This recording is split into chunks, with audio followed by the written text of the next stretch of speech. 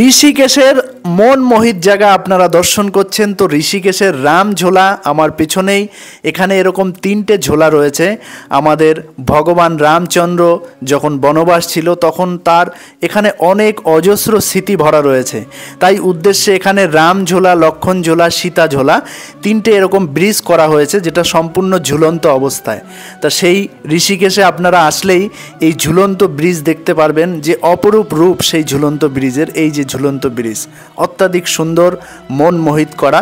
এবং এখানকার ঋষিকেশের সমস্ত মুনি ঋষিদের এখানে সমস্ত তাদের ধ্যানযোগ, বড় বড় সাধন ভজনের জায়গা হলো এই স্থান, এই ঋষিকেশ।